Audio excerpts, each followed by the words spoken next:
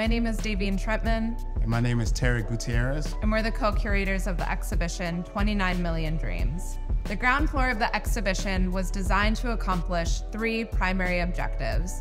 The first being a grounding in the why now. The New York City Council and Mayor are negotiating the city's budget, including the billions spent each year on the NYPD, the largest police force in the country. We're inviting New Yorkers to come dream with us a better way to spend the $29 million we spend each day on the NYPD. And the second objective of the ground floor is to showcase the entrenched legacy of broken windows policing in New York.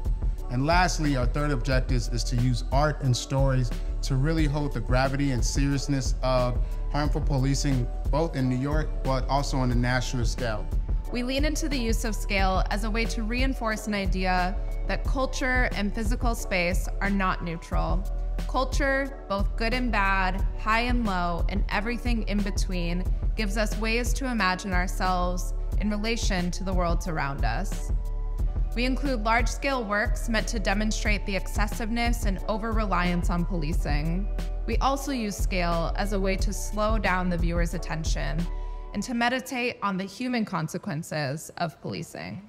This part of the exhibition is New York focused, and we wanted to start with this piece here titled Never Needed Police Departments. It's an artwork that I created for the show, and it takes the acronym NYPD and changes out the Y for N as a form of resistance towards policing communities of color. And so this floodlight was nicknamed Omnipresent by de Blasio, really just talking about the overpresence of policing. Here, this light oftentimes shines directly into the homes of Black, Latino, and poor communities all throughout the night, knowing that that is a devastation and using light as a weapon against us.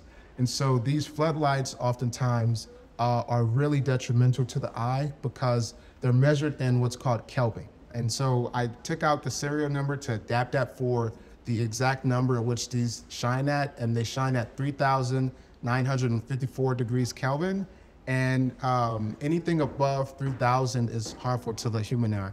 This work here is by an artist named Felandus Thames, and when he typically talks about his work, he talks about wanting to create vessels that can contain both beauty and trauma and how to find that equilibrium. And so when we think of hairbrushes, especially their connection to Black culture, we think of the ways that these ordinary objects can be used to improve our appearances. And so for him, that's the beauty in these material choices. But also when we think of the phrase, "I can't breathe," that's the gravity, that's the weight. And it's a phrase that unfortunately the entire world knows, and they were the last words of Eric Garner. These Metro cards were painted by Brooklyn-based artist Jeff Gipe, depicting imagery of actual stop and frisk events that he witnessed. This work was created by Reginald Dwayne and Titus Kaphar. And when Dwayne was 16 years old, he was arrested for a carjacking and then sentenced to 8 years in an adult prison.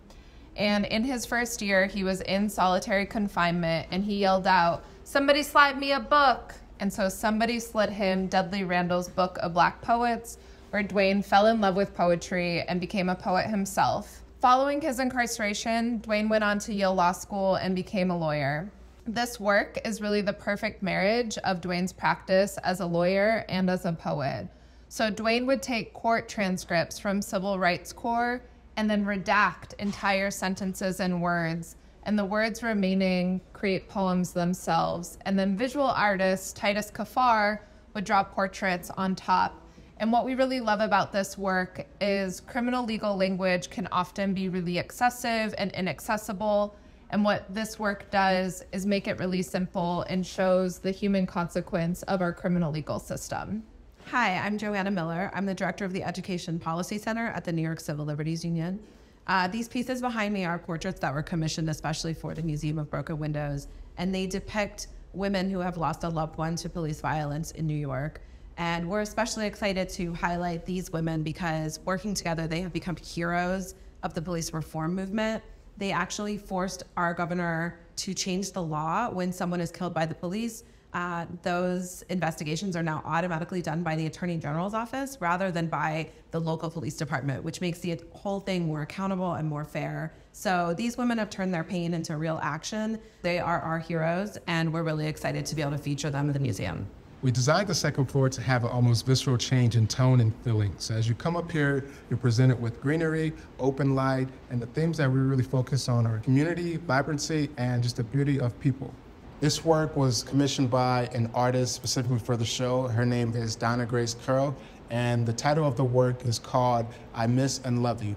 It's a depiction of Gianna Floyd, George Floyd's daughter, standing on the shoulders, and it's a viral video of her saying, "Daddy changed the world." And for a young girl who's 6 years old to be able to find light in one of the most catastrophic events that she's experienced, for us was powerful to commission this work specifically for this exhibition.